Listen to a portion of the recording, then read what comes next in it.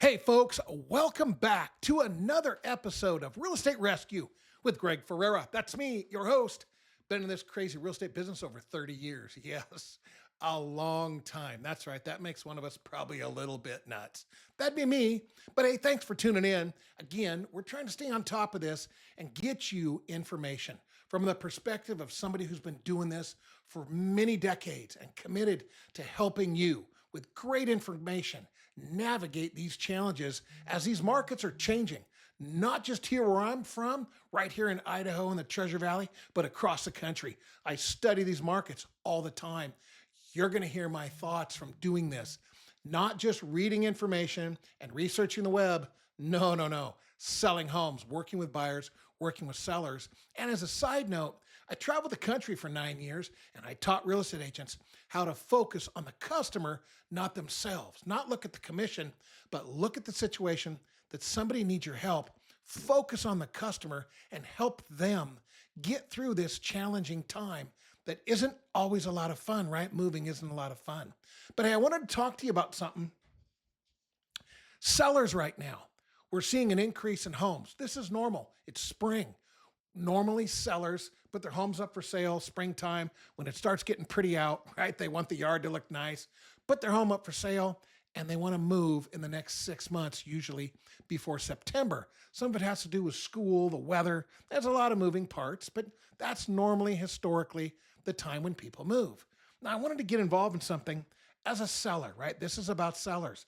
How do I pick the right price for my home? That's the $64,000 question. That's the elephant in the room. And I wanted to take a couple minutes and talk about that. So if you're watching, you might grab a pen, pencil, crayon, whatever you have to write with. You can always stop the video and go back. But here's some thoughts for you to help navigate this as it's ever changing. And you're going to have your neighbors and their neighbors and their neighbors and the communities next door. Homes are going to start coming up. And folks, we all know, right? Economics 101. Supply and demand. I don't see the supply going through the roof this year with 6 and 6.5% interest rates. Now, if the Fed lowers substantially the interest rate, we might see more buyers get in the game, but I think that's going to be later on in this summer. I don't know, maybe this fall. We'll have to wait and see what happens. But right now, if you're a seller, it's critical that you pay attention if you actually want to get your home sold. Where I sit here, being for sale and being sold, yeah, they're not the same thing. Just because I put my home up for sale does not mean I'm going to be moving. So here's some thoughts. The most common topic that I'm seeing lately with our changing markets is what usually happens when sellers are getting information from numerous sources, right? We have friends and coworkers, and everybody has their own opinion on what we should do with our home and how much it's worth. And, the neighbors sold their home for X. Pay attention to that because sometimes it was 2 years ago and the markets are changing pretty dramatically. We're coming off of our COVID market and our 2% interest rates. It might be a little brutal in some communities around the country as we come down off of this COVID thing with 2% interest rates. And now we have 6% interest rates with the 2% prices still kind of floating around here and sellers not wanting to let those go. So let's get into this. What typically happens, we get bad information. One of the biggest mistakes that I see sellers make is overpricing their homes. Now, I get it. We all want to get top dollar, right? Because you're sitting there going, well, Greg, I know. I don't want to give it away. I don't want to leave money on the table.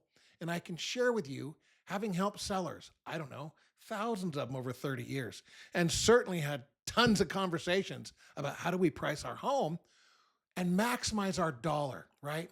Because right now with the markets adjusting, and most markets folks are adjusting down, they're not adjusting up. You may have a couple around the country, most of them are not. I'm doing my research. If you check across the country, you're going to see most markets are trending down. If you overprice your home in a market that's trending down, as time moves forward, your price is going to get further and further and further away from where it needs to be. And then you have your competition to consider.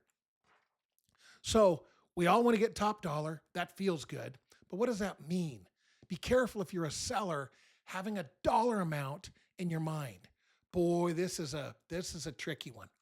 I could share with you, I don't know how many times I'll ask people, how much do you need to get out of your house? What are you trying to achieve? How much money do you need at the sale after you pay for the various expenses involved in selling your home? They'll generally give me a number.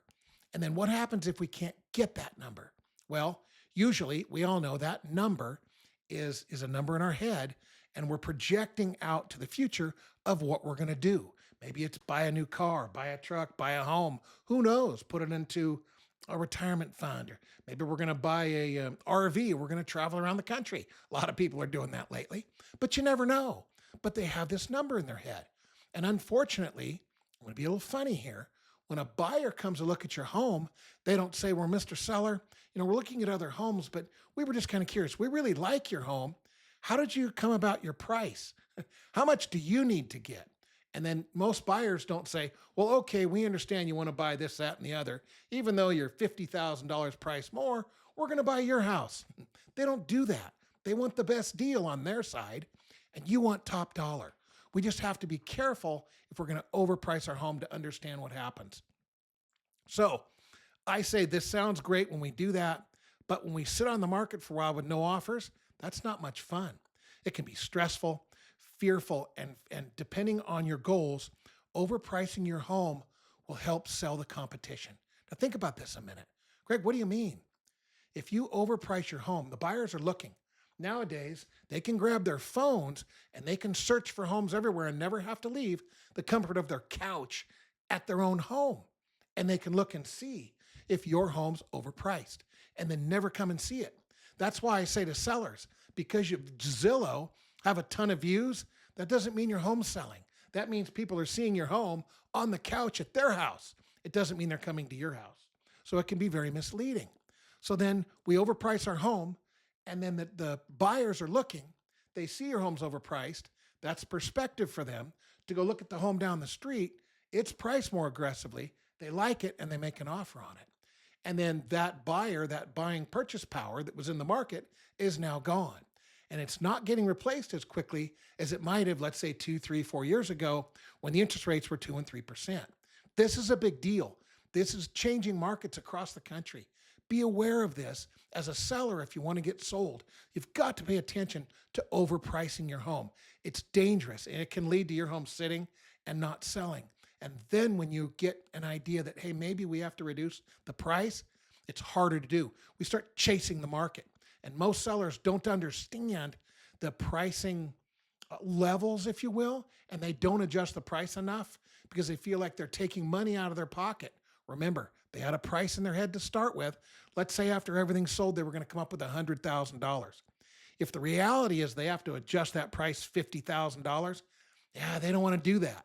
They might take it down $5,000 or $10,000 and still feel like they're taking that amount of money out of their pocket. For an example, if their number was 100 and you as a real estate agent or you decide as a seller, okay, we're going to drop the price $10,000 and see what happens. Now I went from having 100,000 at closing to now I only have 90.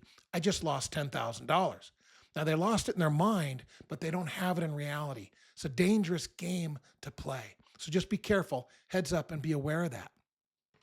As your home sits on the market for sale and people are looking at other homes wondering, what's wrong with yours?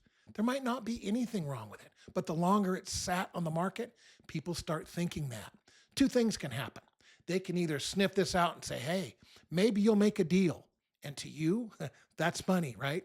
And a deal may be in a lowball offer. It may be in a bunch of seller contributions, buy downs, closing cost contribution, helping the buyer buy the home. I don't know. A lot of times it means lowball offers, heads up. Or they may just say there might be something wrong with that home and they don't even look at it. They go down the street and look at the other homes. So that's one of the dangers of overpricing your home. You really want to be careful. They want to know why it hasn't sold.